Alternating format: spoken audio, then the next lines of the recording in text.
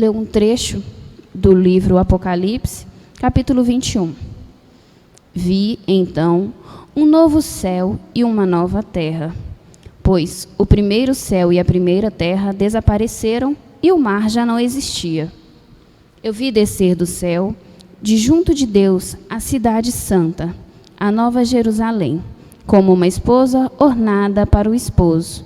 Ao mesmo tempo, ouvi do trono uma grande voz que dizia: Eis aqui o tabernáculo de Deus com os homens. Habitará com eles e serão o seu povo. E Deus mesmo estará com eles. Enxugará todas as lágrimas de seus olhos, e já não haverá morte, nem luto, nem grito, nem dor, porque passou a primeira condição. Graças a Deus. É um trecho interessante de Apocalipse, principalmente para nós espíritas, que entendemos que está chegando, né, esse tempo em que as dores, essas dificuldades, esse tumulto mental que nós temos vivido, ele está passando. Nós estamos alcançando um estágio espiritual e que nós viveremos essa plenitude da nossa consciência, desse ser amoroso, desse ser empático, desse ser que está com o outro para contribuir para a sua melhora. Não para chorar as mágoas, ainda que elas existam, mas mais para comemorar as vitórias espirituais do que viver essas dificuldades em si. E hoje eu vou falar um pouquinho dos desafios que nós encontramos para essa evolução, os desafios para se evoluir. Como médiuns, nós sentimos médiuns ostensivos, médiuns aflorados, que necessitam desenvolver sua mediunidade, porque todos são médiuns. Então, nós encontramos algumas dificuldades como a modificação mental. Acho que todo mundo concorda comigo que 2019 foi um ano muito louco. Eu acho que eu diria essa palavra, louco, inconstante. Um dia você estava feliz, no outro você acordava triste. E o que é isso? 2019 trouxe para a gente uma certeza de que uma coisa tinha que mudar dentro de nós. Que nós tínhamos que mudar. Que nós não poderíamos mais viver nas acomodações mentais, físicas, espirituais a quais nós estávamos vivendo. Que dá para ser melhor, apesar das dificuldades. Esse ano de 2019 nos mostrou que nós não temos certeza de nada. A única certeza é a espiritualidade superior. E que é nela que nós temos que nos guiar para conduzir os nossos dias. Então, essa modificação mental fica como?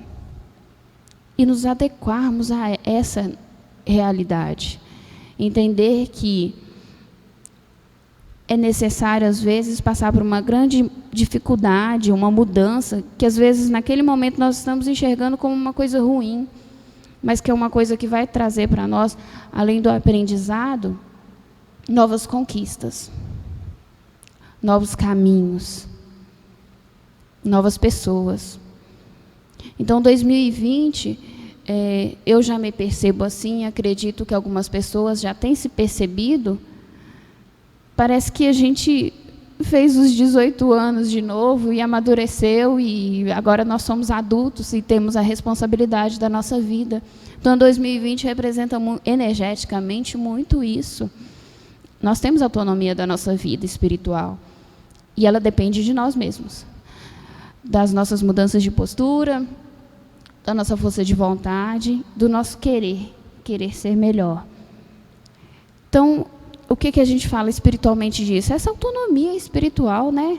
Saber que você que rege a sua vida espiritual e que os mentores sempre estiveram ali o tempo inteiro. Todos nós passamos por alguns momentos de tristeza e de rebeldia.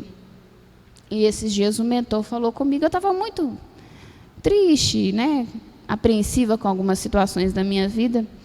E o mentor falou comigo, olha, você tem todo o direito de se revoltar com a espiritualidade.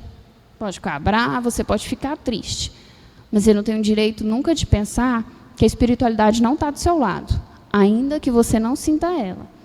Os mentores estão ali o tempo inteiro, te resguardando esperando uma única oportunidade para ter um acesso a você e mostrar que eles estão ali.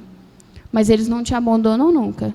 Você, que pela sua condição mental daquele instante, não dá a eles a abertura de te ajudarem, de se manifestarem, para te socorrer naquele instante.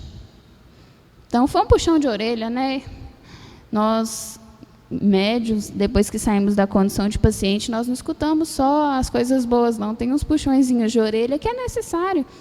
São as críticas construtivas que nos fazem crescer e sair dessa condição de vítima, de achar que, nossa, eu sou médium, minha vida vai ser sofrer. Não, é longe disso, é diferente disso. A mediunidade é muito bonita, se bem trabalhada, se bem vivida.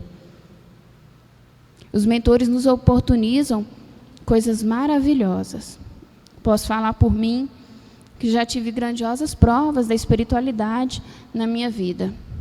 Seja por uma mensagem, seja por um momento de dificuldade que eu acordava pensando, meu Deus, eu tenho que resolver uma coisa de tarde, o que eu vou fazer? E aí a coisa se resolve e você nem sabe como isso aconteceu. Isso não é nada mais do que a espiritualidade agindo na vida da gente, mas porque nós nos permitimos que ela agisse. Então, essa modificação mental entra muito nisso, fazer essa comunhão com a espiritualidade, e viver esse ser aceitando que, por que é tão difícil, né, essa vida encarnada? Porque nós não somos seres humanos, nós somos seres espirituais. Então, nós não estamos na nossa verdadeira essência, é estranho, é dificultoso, é triste, é cansativo. E o corpo reflete tudo isso. Com essas modificações energéticas que se fizeram recentemente, eu acredito que todo mundo sentiu esse cansaço de uma forma mais intensa, a mente puxar um pouquinho mais, uma angústia, uma ira que não se sabe de onde começou, mas é o que? A espiritualidade mostrando que tem coisas a serem modificadas, que tem dentro de você ainda sentimentos que você não conseguiu tirar, e te dando a oportunidade de trabalhar esses sentimentos.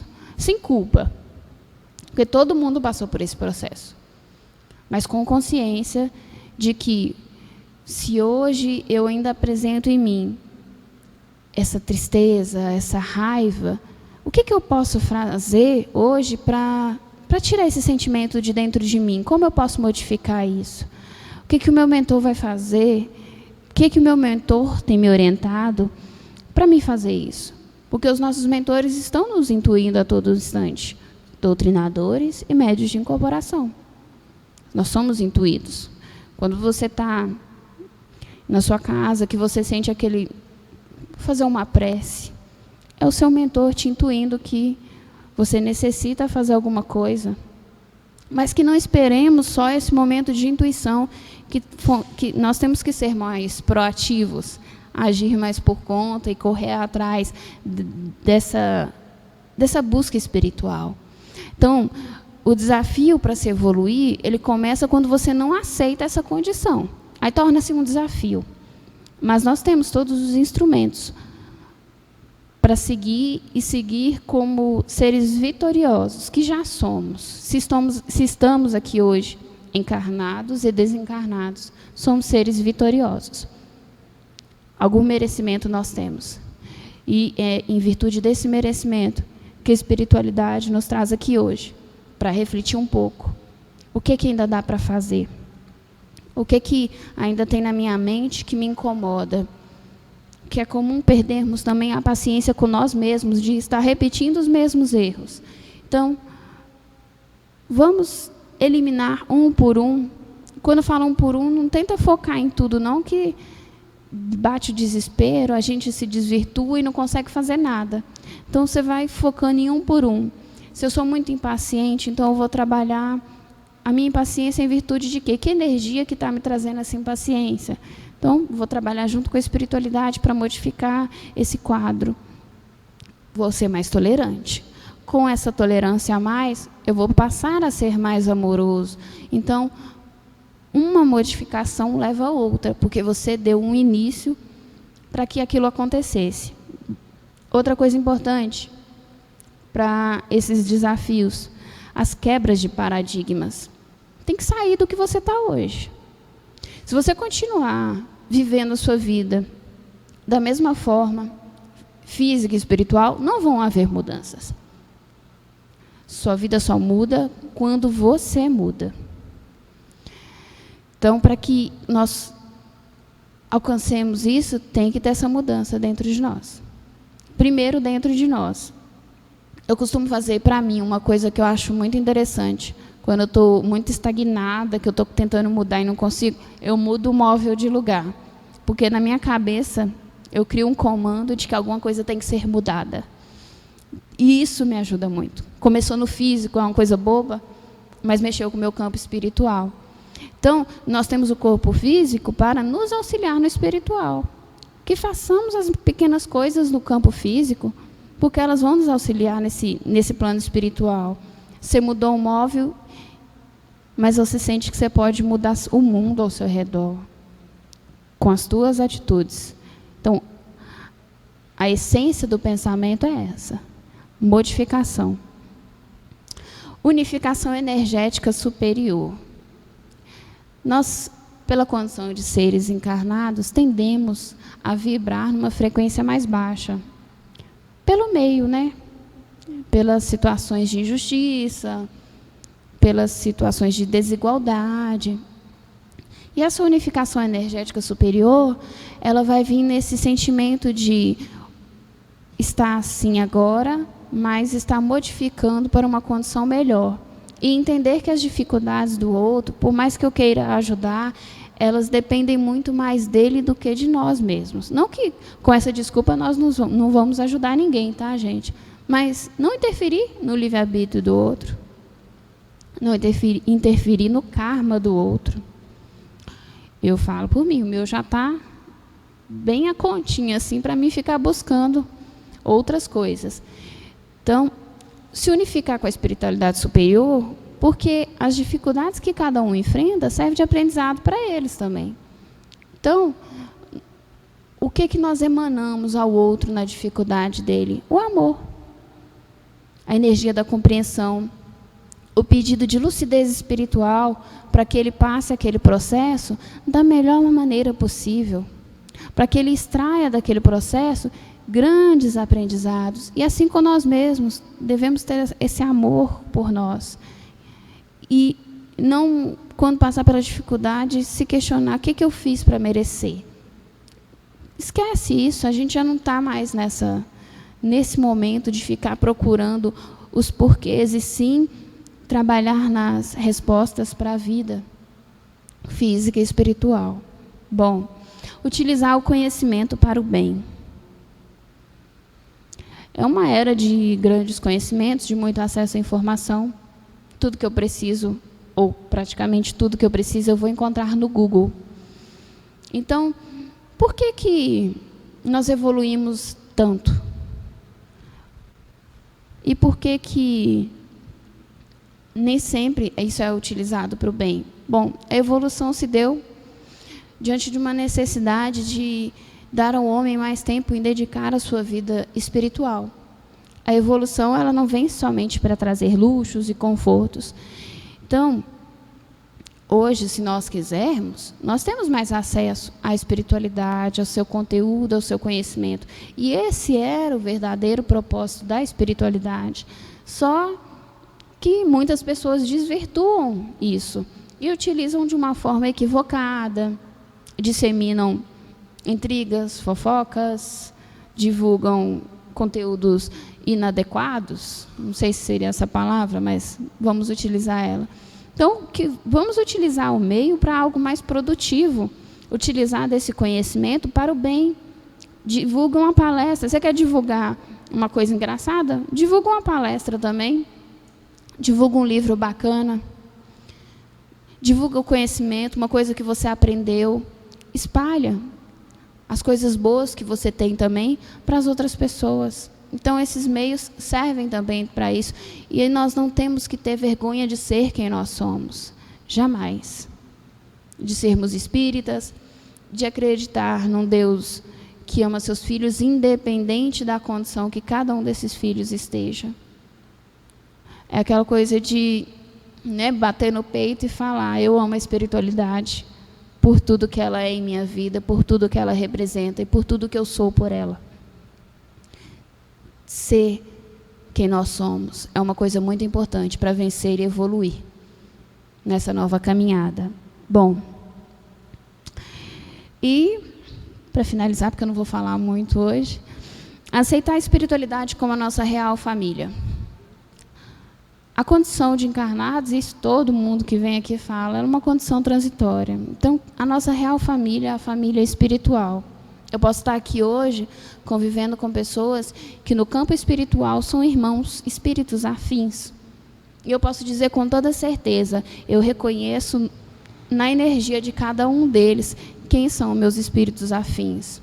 Aquela pessoa que você, seu campo mental, sua energia positiva, ela aflora só de ver aquela pessoa.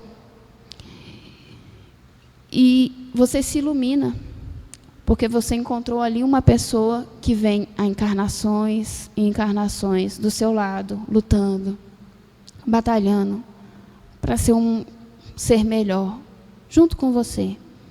Essa é a nossa real família.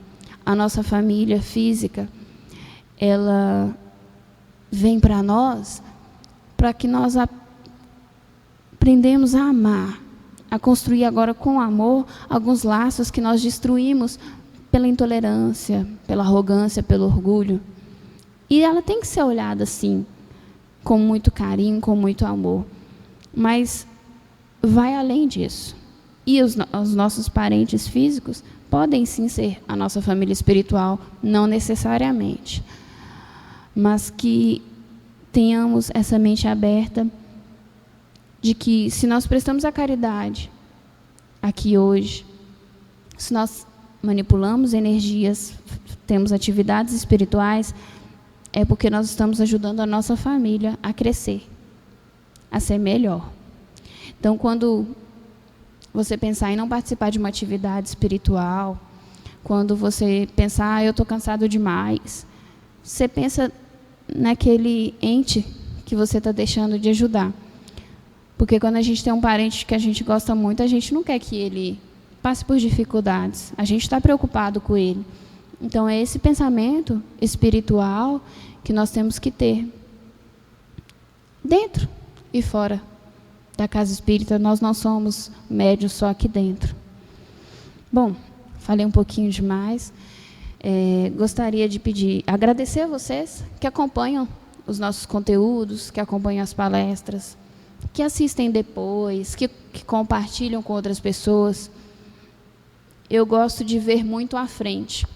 Hoje, eu acompanho palestras que foram dadas em 2010, 2011, e eu vejo ainda o quanto esse conteúdo é atual.